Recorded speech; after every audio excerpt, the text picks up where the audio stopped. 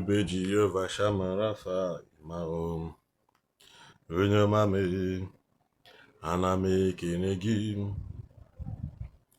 iri ebube Jehova Shamarafa Mahom onye ọma na-eme mma ana m ekene gị.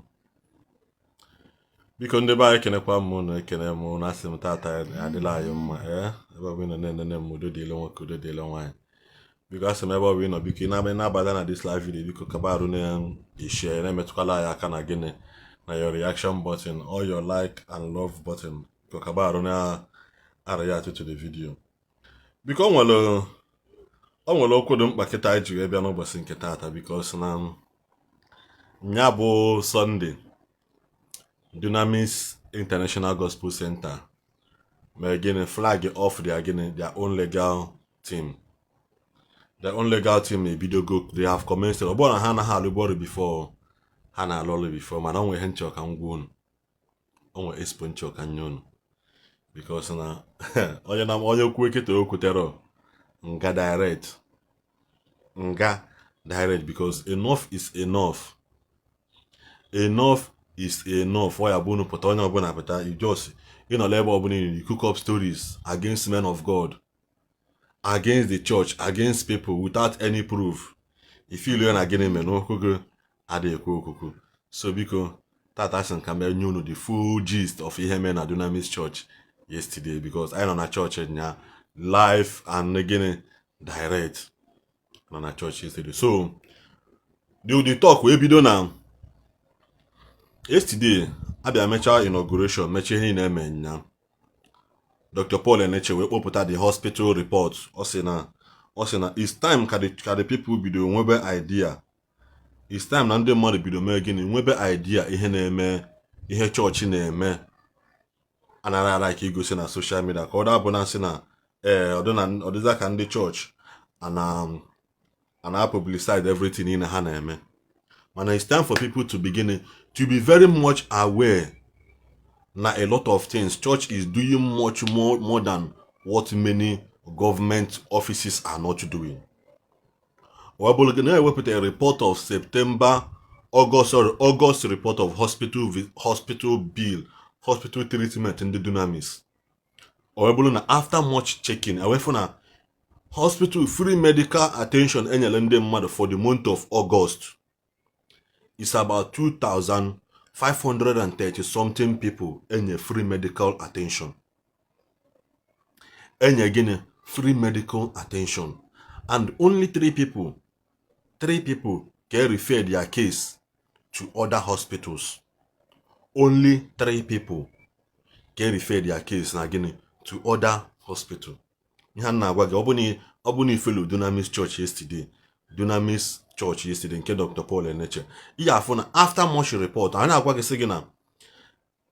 record of Dunamis for the month of August free hospital attention hammer is equals to 2 general hospitals in Abuja. That is the amount of 2 general hospitals in Abuja may attend in a month. Nyamaka church will attend in a month. Akwe 3 take free. Anage enyegi free medical. Imago ibia na the pharmacy table. Enyegi itirichage enyegi ogwu free inabala onwe gi. Enyegi ogwu free inaba. Manda amụrụ nwa free. Manda emele operation. Manda emele ntameimo. So in the midst of that 2,500 and something people emele attend in a month to free. So 3 can refer their case to other hospital. The church is moving forward. But on drag church, no church in Agago church is doing more than government are doing in our society today. So when I say na when here church we are like to of Christianity in Nigeria and where Christianity may lie. Medugri flood da for relief material, enough relief material, Dr. Paul Eneche. We got that place care her individually aka na aka. Till today, the government wanna hire within that place, whatever here.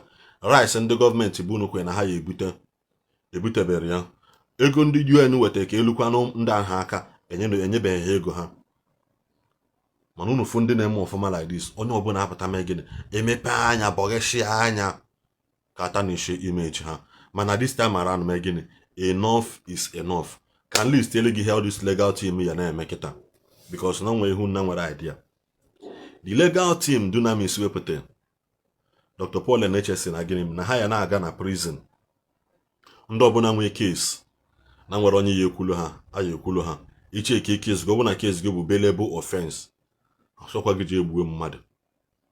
Ọ bụ na enene case gị because there's a lot of people na-agagharị na nọ na prison today.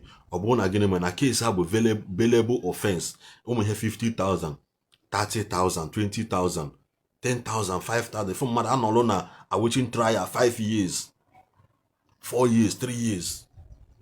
So this legal team ya na-agagharị die anaghị make sure na gịnị mee na all those cases mee gịnị na solve ya. Then in nwee case as a church member, in nwee case that you are on your right, mmadụ sị gị na ị nwere mmadụ that na ya analega na gị n'ike ọ sị gị mee gịnị gị wetara ya this legal team nọ na church. As long as you are a church member verify ya fụ na gịnị mee you are on your right. This is what churches are all about. Standing for the less privileged. Standing for ndị na nwe ọkọ ha. Standing for ndị na nwere onye ya ekwulu ha. So this legal team kita anogo stand by. Ka e wee mee gịnị ka e wee kwue nya bụ okwu. And ekpecha abụ na ike case amaro gị na ikpe amaro gị, they will fight for you fụ na gịnị mee na inweta full justice ị kwesịrị inweta. Then ọzọ dị ka ịbịa wee bụrụ gịnị ndị anụnwa ya abụ as a church member mmadụ akpọrọ nwanne gị detain ya illegal sị gị na o nwere ihe ya eme asị gị mee gịnị the door is open for you now. The door is gịnị open for you. Mgbe olisicha all those things mụ akpa wesịga nweta news a because na ma ndị a ya abịa gbanye kamera asị gị na onye a bụ onye oshi na pastọ nke jikwa wee lie ego na Paul Eneche jikwa wee mee gị nke a ndị Dunamis jikwa wee mee gị nke a. This time around mee gịnị ikwue ya na legal team a na-agwa gị na some of these people nọ gịnị 40 years na ọrụ ha na-alụ in their professions.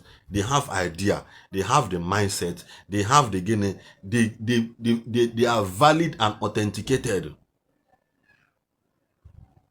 Ikwue ya kịta hapụchakwa na list gị sị gị na they will be fighting for the less privileged. Ha ya fight ma ndị a nọ na social media na-ekwu ihe na-agbasara ha.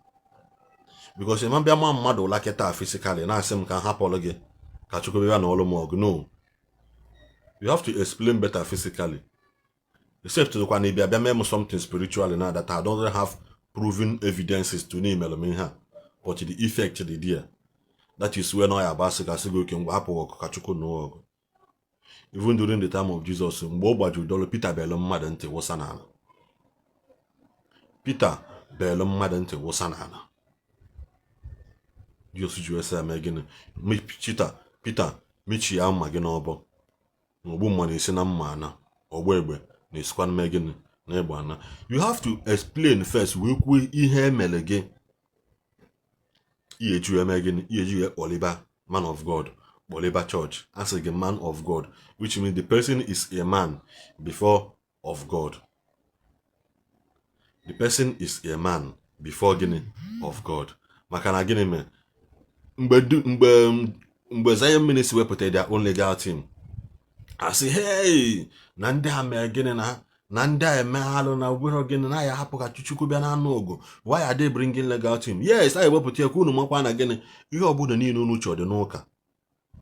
Ọnụ ọbụla unu chọọ ya. Because there is no room for anybody now. Kịta ịbịa na-ekwu ihe na mere ọnụ. If you cannot speak good about church, ihe church na-eme. Like I give an example of the hospital report on the Dunamis. Free hospital report. Free hospital report for the month of August. As again, after much checking and verification, Agwagina ihe Dunamis church email attend free is ×2 of what general hospital, 2 general hospital name na Abuja. The evidences are there. Go and check. Go through the video of yesterday preaching, video of yesterday teaching in the church. You will see the proven fact there. You will see the proving fact. You fukwa nwaanyị nye testimony ebe nwa ya nwugola anwụ n'okwede 1% of life. Doctors have to run and leave this baby. Under 3 weeks, the baby was standing and testifying. So they have to contact a medical doctor based in Enugu. We say we will need full report of all these testimonies. I got na those hospital need now. Can verify here. Just by the fact that the woman with the pictures. The woman with the picture fact that shows that na where 1% to 1. So see who put on social media today. Pastor Nka is a high level of wickedness and foolishness for you to think that na onye na ha aga church but oni eti ọnụ na ihe gbasara ụka that doesn't have anything to do with it. Tomorrow put same na you are a Christian but in America you are a Christian bolo na kepta go fundu go say na I am a Muslim but na nke anọ anyị na-eme. I went to a video last week, one imam from Obodo Igbo, Nigeria. In 3 hours, they were able to raise $6.5 million. They were able to raise $6.5 million for mosque renovation. And when say Hajj law factory, and when say because these people know that now all these things begin government duty. It's a government duty. Je bagalia na street of Lagos State now. So naturally lose si na main road batalu ebege. Ha sig happy again all government ko. Nechokwa na elu agibia setolwa ndị obodo. Ichole elu agibia setolwa ndị nwe ana ndị nwe obodo. Before elua uzo onya ye benefit ni okeke benefit okafe benefit ya okonkwe benefit. Ma bia sig gibia bia for ndị obodo or you should leave it na all government. So these people know that na enwelebe government na alodebe, nwelebe individuals na alodebe. So ihe na ekwu ime ya maka gịnị legal team ndị Dunamis set up. Dr. Paul Enecheme ka amala na ha no bia mana sof yesterday me ha inauguration ewesi gịnị na from that yesterday na all ha me gịnị ebidogo official. They were anointed, they were prayed for. The same thing Evangelist Ebuka Obime. Mgbe legal team epụta, he anointed and prayed for them. We say go into the world and multiply. Go ye into the world and multiply. So enyego ha kita gịnị na gabaziano. Una for mgbe Evangelist Ebuka Obi inaugurate legal team ya. All those level of cho level of level of potia ketubu, level of madana mari ho na akọ ịpụta maka just because you want to generate view on social media ene ekwu ihe na gbasara gị una focus we ka more down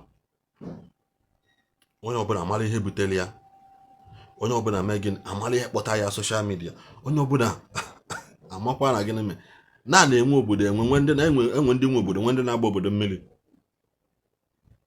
enwere ndị nwe obodo nwezia ndị na-eme gị na-agba obodo mmiri. Because it's time na everybody megin the Bible say guard your heart, guard your heart, guard your houses. Na kita na a lot of things I begin to put into place.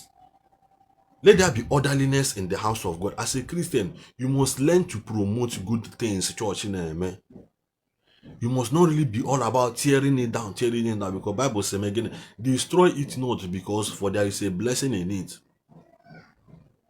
Destroy it not, for there is a blessing in it. Man, it's so painful again. That Christian, because the same people need demolish a house of God. Now all the men of God here and there.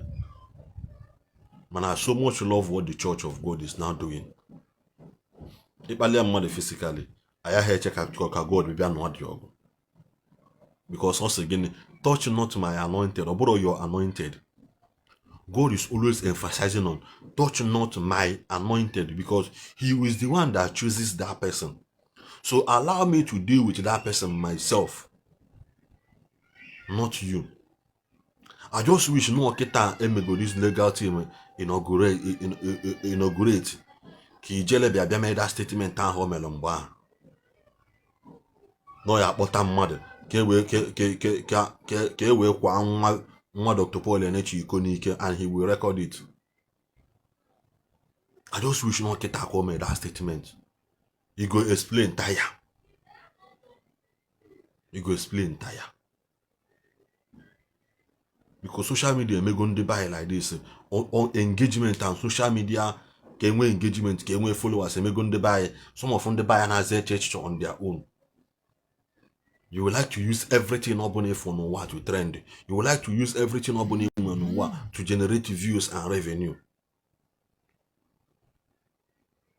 If you check your comment section on mmadụ apụta na azụ onwe ihe very dark man kwuru n'ụtụtụ today say na this time around no believe go na ihe a na-ekwu si na if you want to hide anything from a black man, hide it in a book. Some people bata comment say bata na your video they cannot watch after comment ihe na nwere isi na ya. Na ya church is not inaugurate legal team here and there.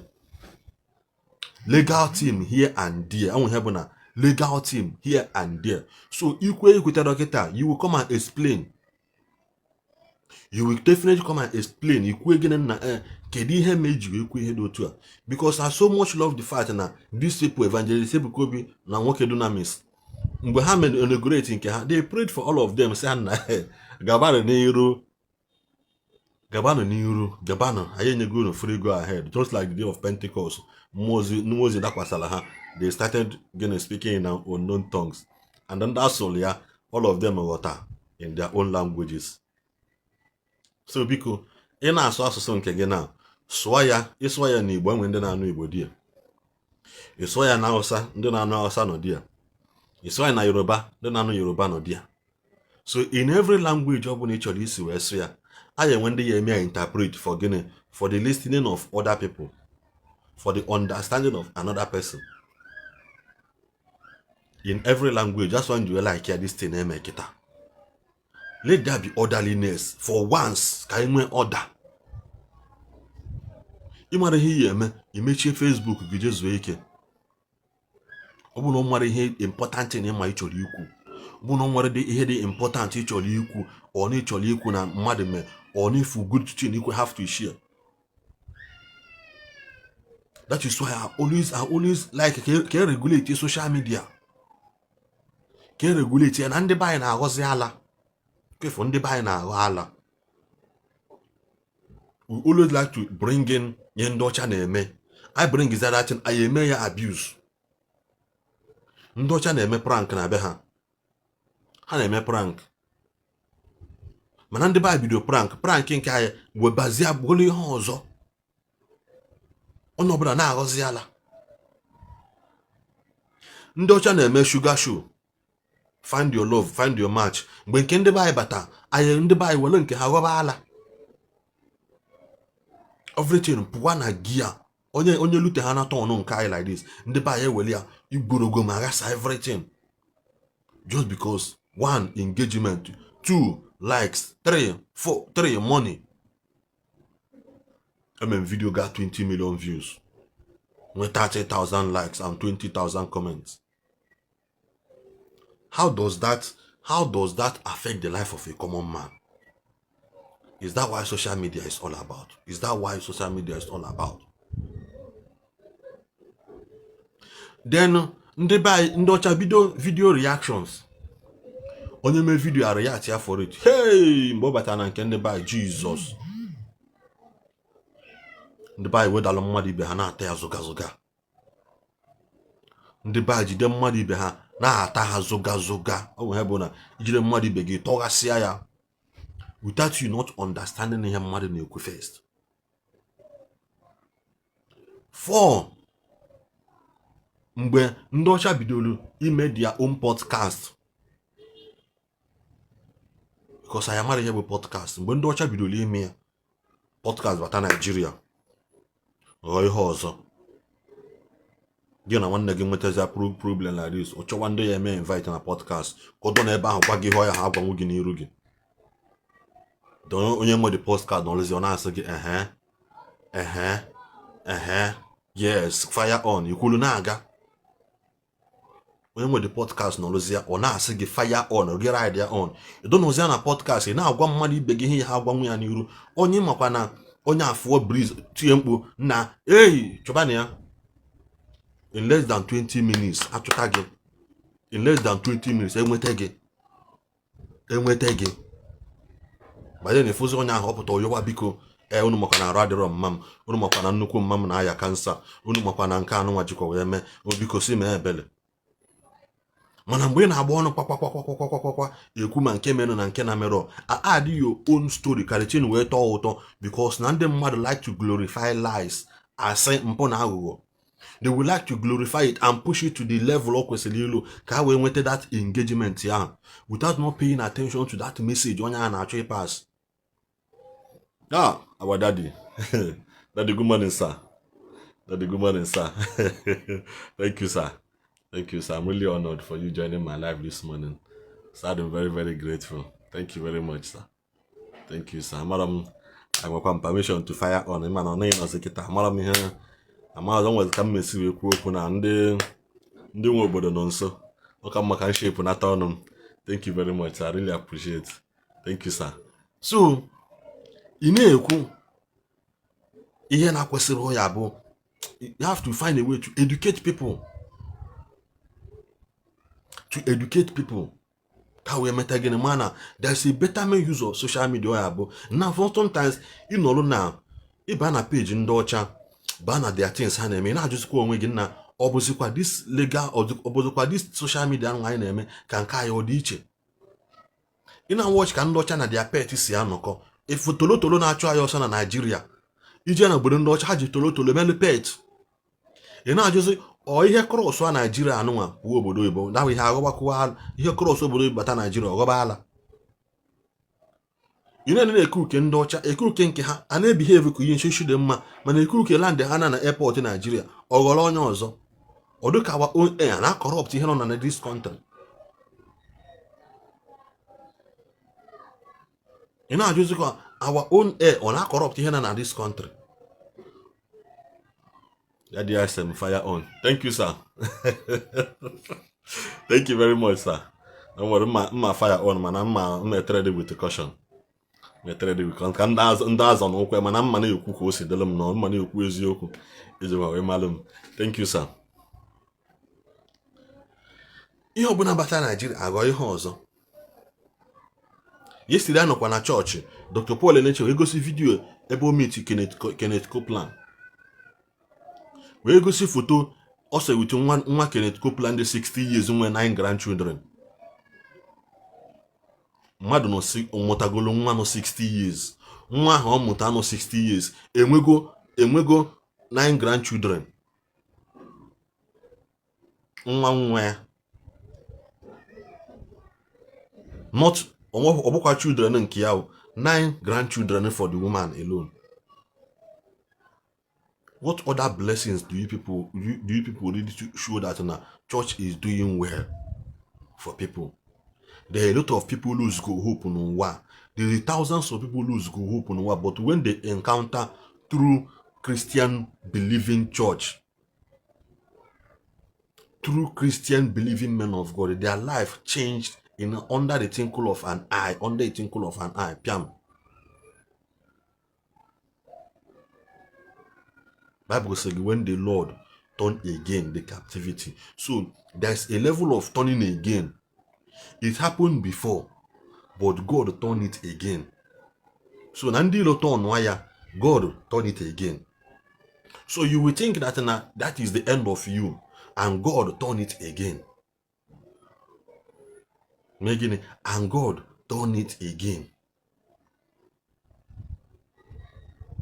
You will take a very good Bible believing church, men of God that is sent for you. That a man is a man of God. That is one problem I know. That a man is a man of God does not mean that man is for you. You will only to na locate legacy na onye abụ nke gị. Ọ ya adịghị gịnị. Ọ ya adịghị ka a dream. Ọ ya adịghị ka a dream. Piam! Ndị mmadụ na-edo n'igwọrọ ọgwụ. So soon they have their tithe, set out but church ego, pastor ego. How many of you can prove in fact and we put prove say na this man of God I na akpọli n'iyi, I na akpali na no nwere ihe o mere gị no ile ego gị or no ile ego ụmụnna gị. Enwenugo man of God pụta n'ụwa sị gị na n'ihe mewe gị ga-eje n'ụlọ ọgwụ. Enwenugo. That is why I'm happy for this legal team na apụta n'eketa. I'm very, very happy. On our Tom on our Tosialum because now a lot of things need to be kept in place. Be ready to defend the hobony. Be ready to defend it. No legal team evangelist because by now unuka you to gear. Unuka you to go that young man because and in the midst of all these things now, na this young man melon. A preacher macaphonic na akwa iko una say no gwa ụmụ nwanyị. A preacher so no kwụsị osi ajọ oke ọgwụ anụ na ebuga no say no dey against Igbo tradition. Onwere onye dey against Igbo tradition can retain his name. Onye ha retain his name nwe bụ ka na support agbamnkwụ. Alụmdi na nwaanyị ọ bụ na ị nwere ego iji anụ nwaanyị ime ihe ịbịa akpọnye ise ha ekweta ha na nna no ihe emenwe ya dị na ya. Church will sponsor you. Nwekwa mmadụ one church na-agba akwụkwọ free. Nwekwa mmadụ one church na-agba akwụkwọ free.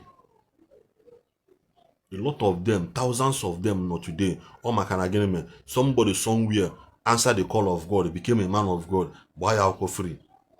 Jee na OPM ọ na-agba akwụkwọ free. Justice Suleiman na-akpali na-eme gịnị na-enye ndị mmadụ free food. Dunamis nwere free hospital. Na-agwa gị say na the report of that hospital for the month of August is equivalent to 2 general hospital na Abuja. Their report ha published yesterday na church. After investigation, I say na ihe hospital Dunamis will attend is 2,530 something patients in 1 month. Free. In 1 month, free. How Melinda attend. That's the hospital report. Also, and they have been doing this for years. They have been doing it for years. You know, just one again. Then what are all these people really saying? It is indeed true. Now, and again, Mari Rika lawyer. Kezite na ndị nke ọzọ. Odo people na akpọlekwa church today, but the same people na abịakwa another free treatment, free medical care.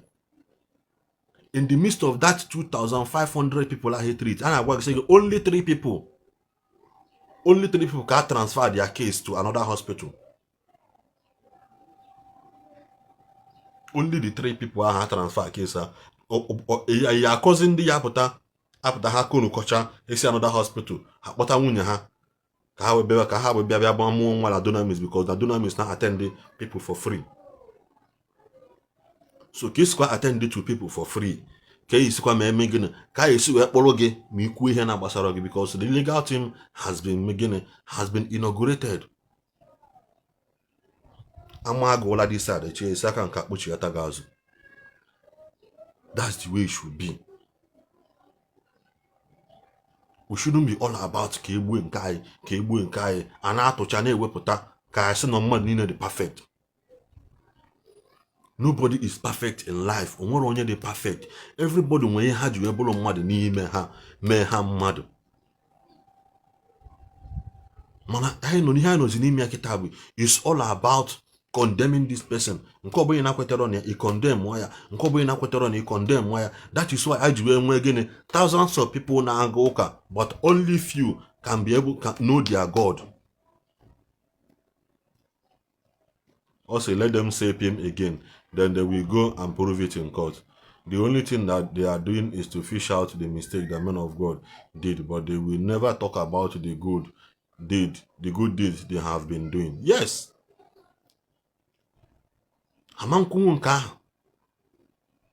hafu nke ọma na road ndị Dunamis na-alụ na Benue steeti.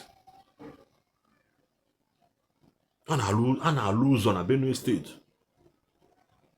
Enwe ebe ha nwere ụlọ ụka like this, ọ bụrụ na ụzọ agara that place, they will make sure na alụrụ ụzọ ahụ, taa ya mezie ya mma ka community nye benefit ezigbote ihe na ya.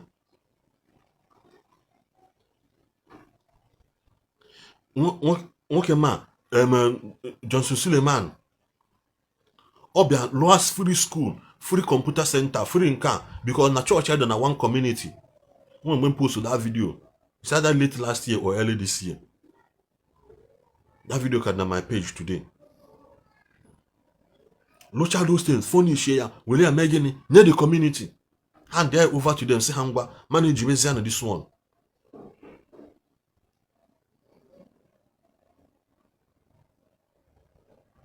Kenneth Copeland and Dr. Paul Eneche go see here there yesterday. This man of God has been preaching for years. On was a car park, here on again aeroplane park and Abia onwe. Unu ji prove na a man of God will real, ma na that man of God will okwu na aga. Na that man of God will okwu bụrụ onye ma gịnị, bụrụ onye ji okwu aga.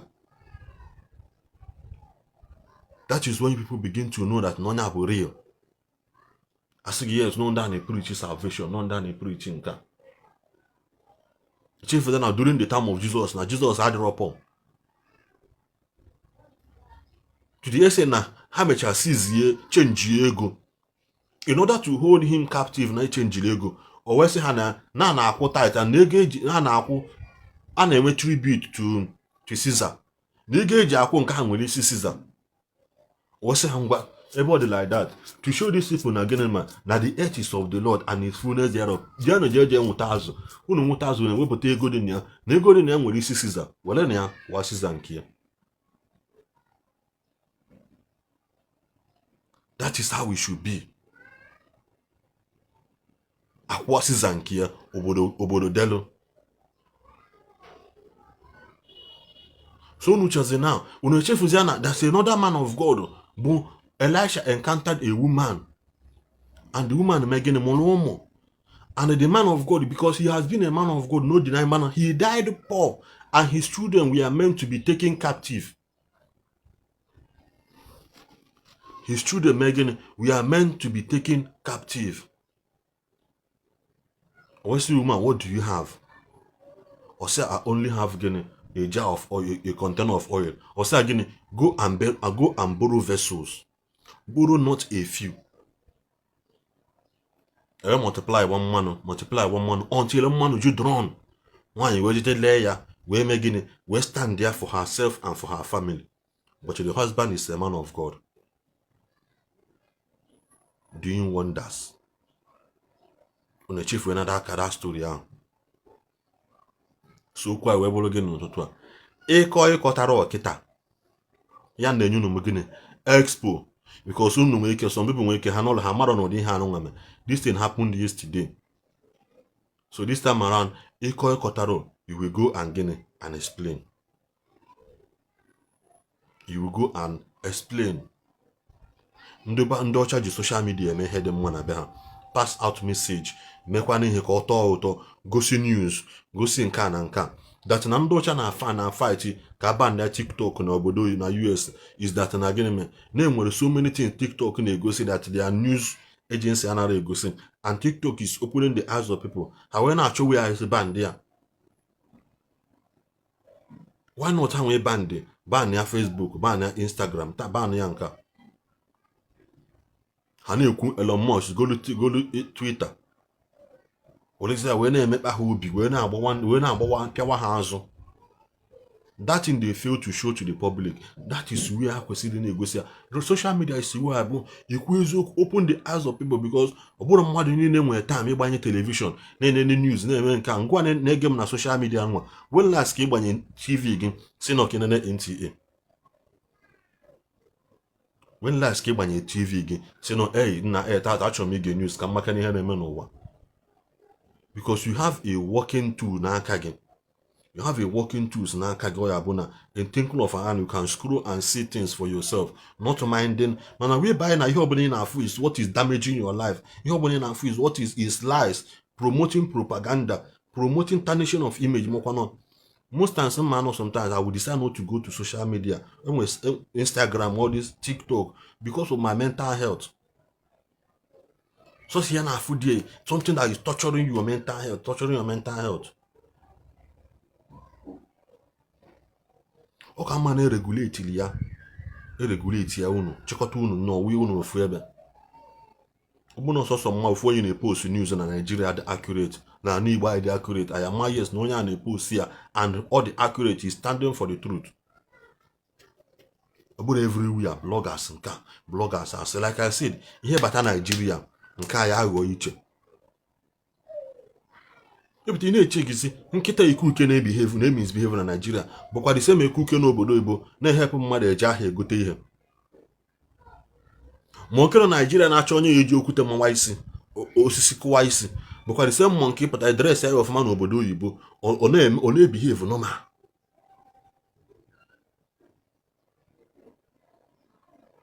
Nkịta na-aghọ ala na Nigeria gbago obodo Igbo ochie adị ya mma. Ndị ọcha a na-akpa egwu as pet animal na be ha, mana anyị nwa na-achọ ewu anyị ata were gbaa ọfala. Can't you see that something is wrong somewhere? Ọ bụrụ ka anyị cheche ka ha si eche, then what happened to that social media ahụ enyere anyị si anyị oke werezie na nke a, this is your own niche, this is your own ihe dị ya, werezie na nke a pass ba message for your people.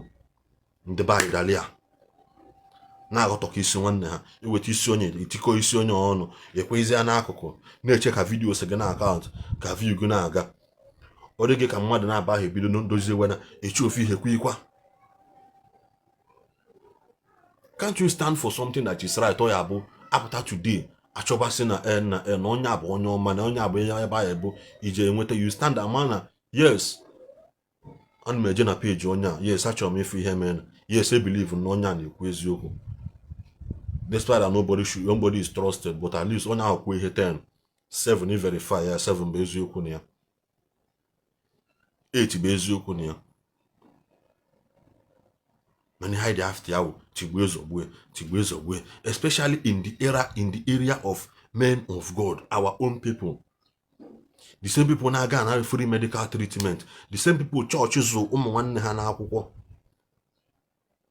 the same people church na eje mụọ n'ụlọ free hospital church,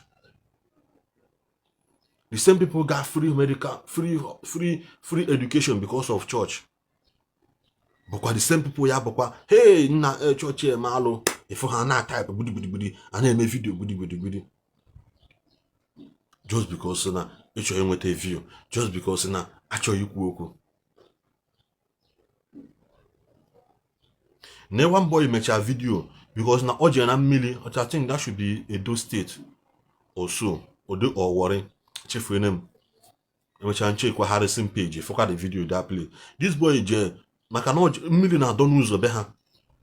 Oje n'ụzọ ahụ were bucket kwụrụ ebe ahụ, kwụrụ mmili a sachacha ahụ wee sị ndị be ha na there's no enough ego na ịdọ na-aga river. Na mmili dị n'ụzọ is enough to become a river. Ndị mmadụ man, that boy was looked for and was arrested because he's trying to pass a message. Don't actually pass that message are the same people that turned against him. Onwe ihe ọjọọ dị na mmadụ kwuru okwu na social media maka ihe kwesịrị ime ha. Eje chọwa that boy kpọrọ ya.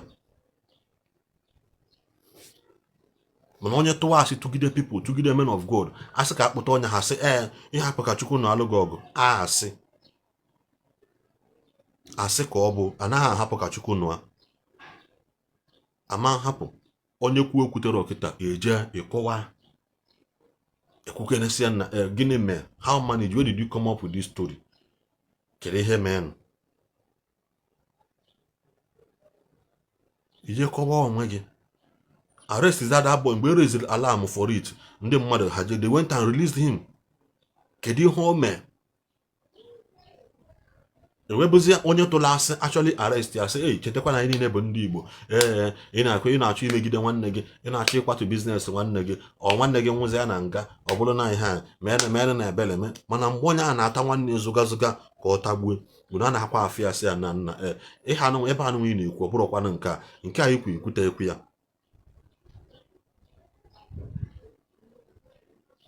Esi ndị mmadụ amala yes na onye ndị anụnwa na-ekwu nke bụ eziokwu.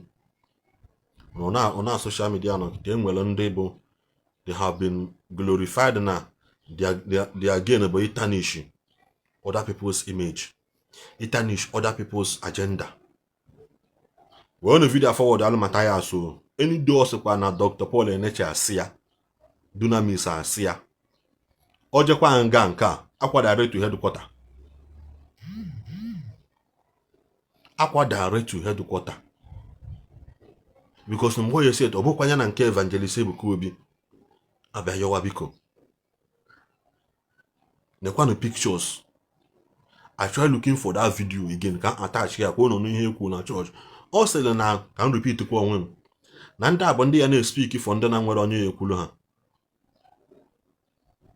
ndị nọkwa awaiting trial, ndị nọ na prison for available offenses. For a billable offense, on that and question her. The people that will stand and defend the members. Member when case na mother be banana gana gini ke nalogo no gini ke me wagen ka nalogi moto gi because na gini e bia a report wa jebe case imam kwakwa shishi. Ojebe the case jegidia imagmelie. That is why they are here. And also come attach ya nke anụ ahịta unu dey feel na nọọsụ osi ha ka bịara ebe alụ. They are here to gini to regulate the way ndị mmadụ si accuse men of God wrongly, especially their daddy, especially their daddy, because na imam expect mmadụ dị na-preach kwa ịpụta ịhapụ message kwesị preach to win souls to gini ikwu ịmago preach ihe dị mma na preach che happy ihe bịa preach mgbe aka enweta ebe defend gbo okwu mmadụ gwa na social media. That is not why he is there. The kedafa ha the legal team are there to answer everything ọ bụla ikwu na social media.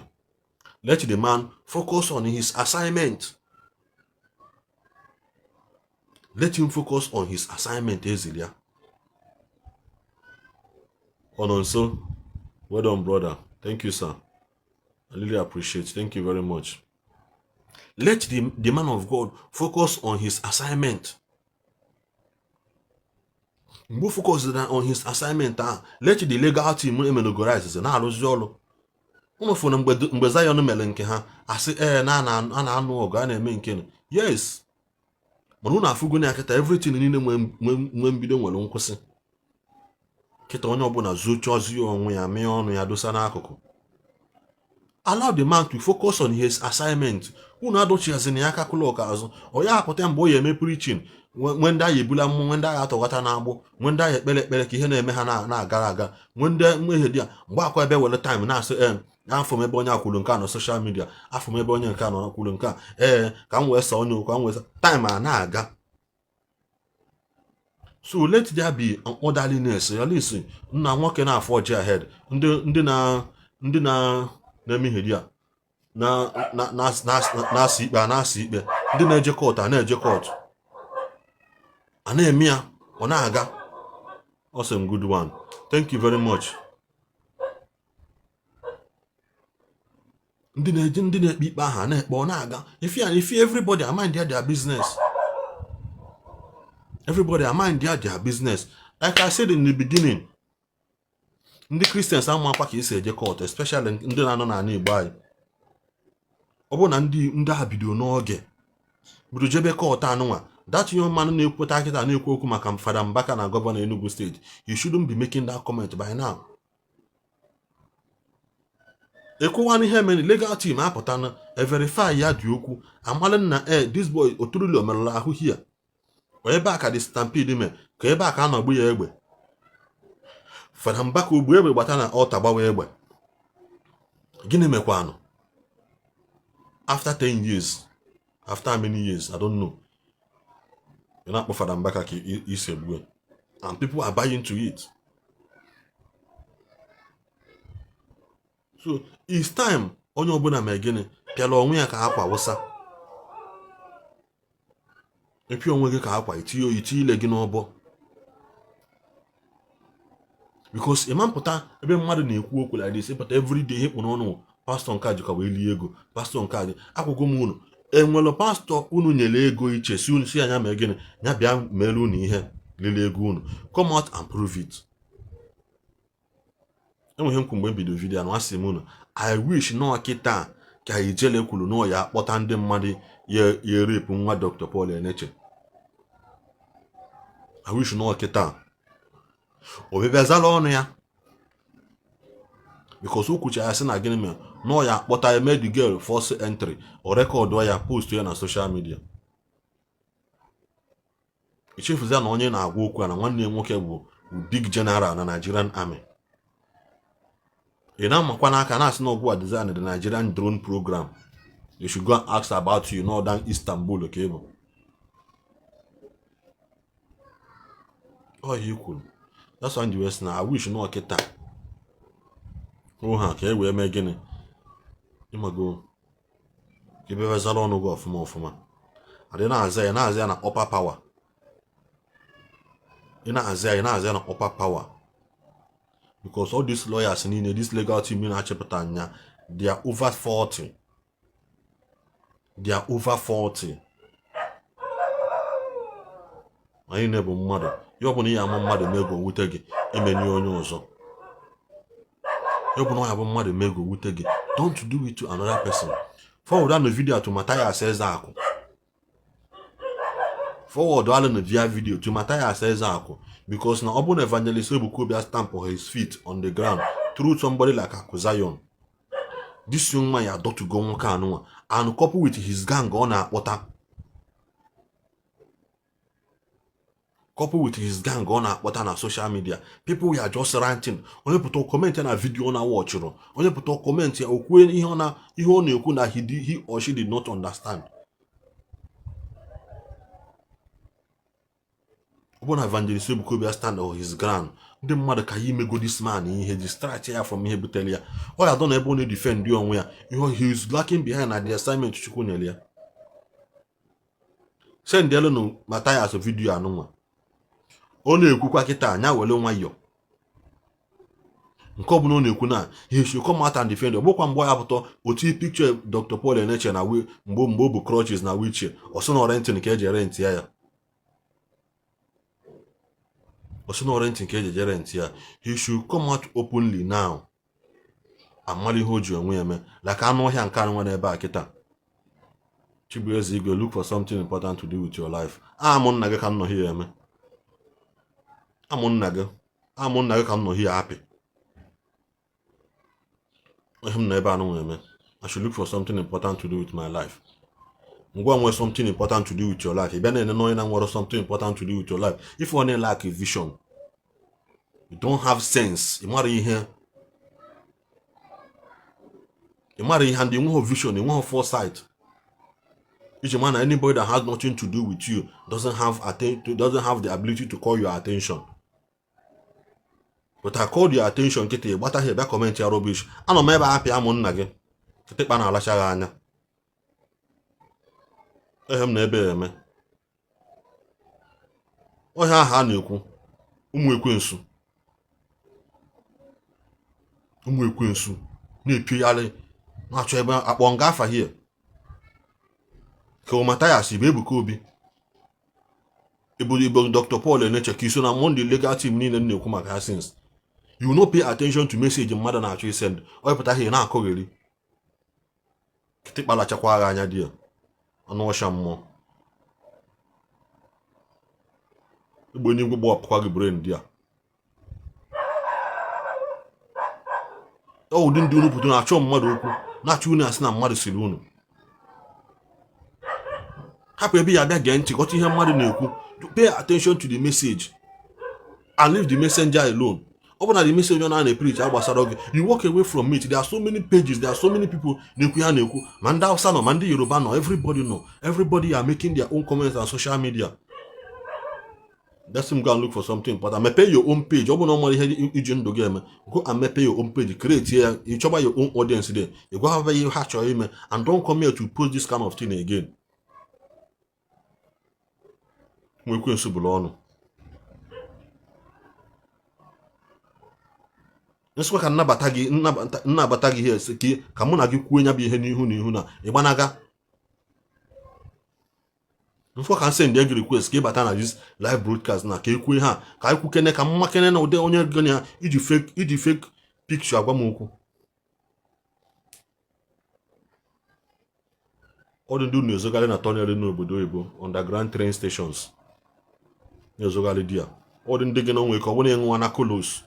What's I see? If you don't need baby Bamuku. But all again one. So like I said, onye kumale ekwu kita okwe mma onye mala asọsụwa n'ikwe ịma ha asọsụwa na nakita isuji ọkpa. Because a lot of you are distracting people from their origin call, like onye abata kita chọ ibe distract n'ihe nnekwu. Bata m okwu eli onye ọzọ kwuo ọ dịka ya sị na ịgbazi nkịtị ọ dịka ya sị na ihe onye ahụ na-ekwu dị correct. Gbapụta sị ga ya come and defend yourself now. You have to see each of you them by better defend the boy over somebody that does not even want your attention. Over somebody that does not want your attention. Ain't just send them Matthias video because now I never Ndi Igbo those kita asịkwa ma again Ndi Igbo pụtakwa yowa biko. Mana mgbe o kwesịrị ịbara okwu n'ụlọ focus on his Igbo love themselves. And his Omenala Igbo eziokwu church ahụ na-emepe without causing constitution nuisance and also other things ọ na-eme na nweghị isi. Agba asịkwa ka ebe ya wee biko ihe akịta onye eze Jizọs na ha eme anaghị eme no case onye eze Jizọs na. Mgbe na-apụta na video na-asị onye asị rapụ ihe a na-eme na-ewepụ aka na ụmụ ihe anụnwa a na-emepụta ite mmadụ powder n'ihu so mmadụ na-eji kpii were aka na-asịkasị anụ ọkụkọ dị ndụ. Were aka na-ehu anụ ọkụkọ ajị ọkụkọ dị ndụ na-ehu ya ajị maka na onye ọbụla nwere obi mere atịghị enwe obi gbu mmadụ. Finogulego sị na onye tara anụ enwe ya atanwu anụ mmadụ. Imego ndị mmadụ ha enwe obi ike. Imego ndị mmadụ they can able to withstand and do anything. And I'm no fake account. That's why you enyekwana ya woto. That's why you eche ya ka o yesi di ya mma. Obodo sọsọ ya nwere ọnụ eji agwa mmadụ okwu ọjọọ. Mma agwa gị ya na mbụ oche nọrọ ihe m kọọ gị ọnụ nkọsịa gị. Ha yesi onye ọmakazu oke emechi onye ọbụla anawabịa.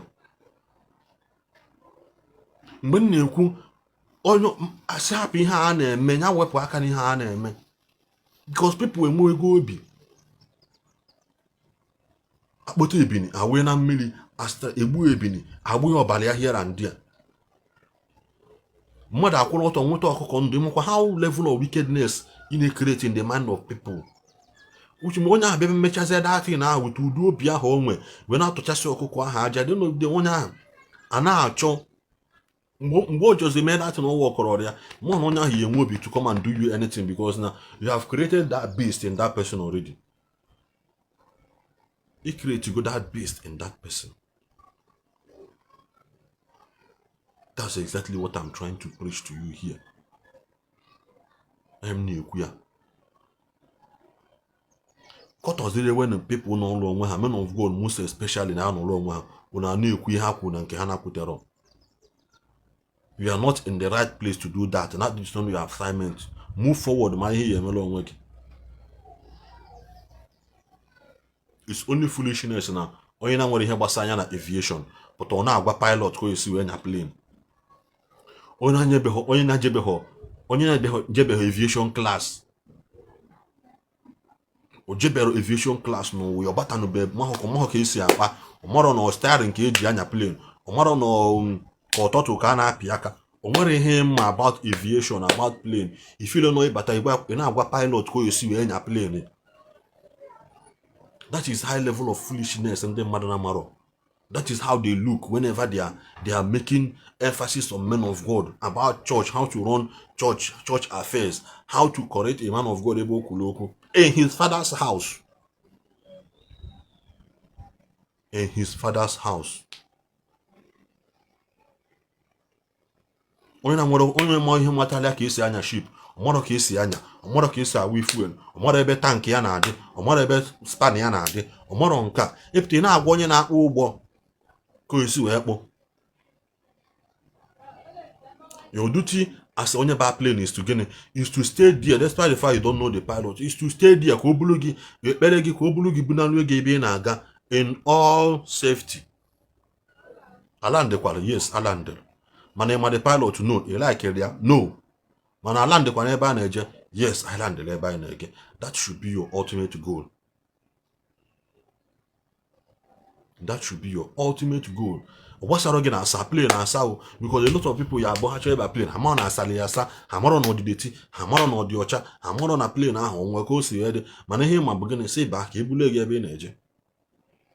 Why can't you people make your gịnị emphasize, build kwada aka na mindset ebe men of God nọkwa.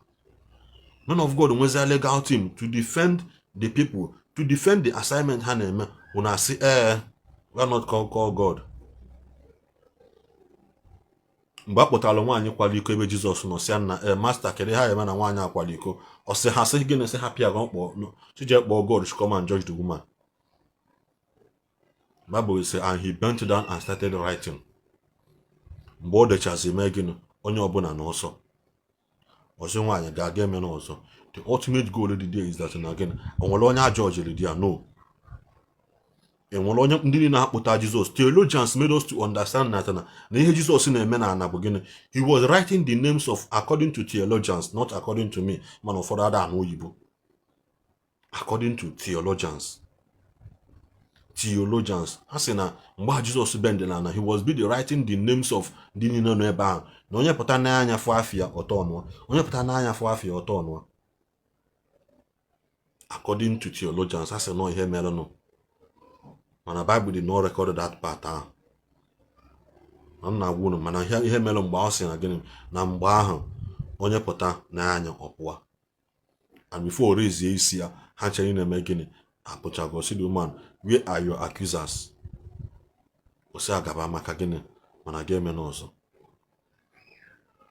All these people now accuse men of God here and there. Like I said, mgbe I hear set now, mgbe I hear set asị na isi Abuja bịa bụrụ ofu onye na ana Igbo anyị, maka mee gịnị, maka ihe okwu, maka picture o tiri, maka ihe o kwuru n'ọnụ, maka vidiyo o mere eme. Ihe m kwuru asị m unu, anyị nwa bụ Christian nọ na ana Igbo anyị, ọ bụrụ anyị nwebido kpọbu ụzọ kpọwa polisi jewe kọtụ. Nwere unu nwa kụziri anyị ụzọ ahụ ka isi eji ya. Matthias was the first person to arrest a native doctor na social media and why no. He was actually the first person made one native doctor arrest. Then Ezobi na Asaba Meji Park arrest. Onwekwa onye fọrọ ihe ọjọọ na ya. One or two hapụ Arobi na agụ ka ọ bịa gbaa ọgụ ahụ. One or two rapụ mmụọ aja village unu ka ọ bịa gbaa anya gbaa ọgụ. He went and called police. He made it sign all the undertaking for 1 year. Makwa na ọ bụ na onwe ihe megide na Matthias na mgbe ahụ abịbịa sị na ụkwụ bịa kpọọ ya ọ dapụ danye gọta. Makwa na dabụ ọtasị afọ n'ụwa ya. Made this boy sign all the undertaking. When nothing happened, ka aja ana Igbo na alụgo ọgụ ahụ. Ka amazi onye aka ya dị ọcha. When not alụsị ego kpụrụ J Park ahapụghọ J Park ka agụ mkpụ na alụ ya ọgụ. Ihe ọbụla ihe na-eme mmadụ ibe gị, eme gị ọ dịkwa gị mma. Eme gị ọ dịkwa gị mma. So asị m ka nchịkọta okwu n'ụbọchị nketa. Make no sure na meseji a bụ Matthias Ezeaku eze ntị. Anyara ndị otu mkpu ya. For them to know na such thing dịkwa in place now. For them to know na such thing dịkwa in place now. Ha gbago ọsọ hapụ evangelist Ebuka Obiaka. for them to know na this man anọnchekwa na ndị nke sị ha go into the world nwụta na onye niile nwụta tụwa na onye niile ịtụ nga because na gịnị me enough is gịnị is enough. And you as a church member, Igbo member of Dunamis, gị na mmadụ nwee case aka gị dị ọchọ onye achọghị intimidate gị n'ike ngwa forward march bịawa aya fight gị case gị to gịnị to stand still. Kụchakwa m ka ọ dị m n'ọnụ ka ọ dị na mgbe ọzọ. Bye.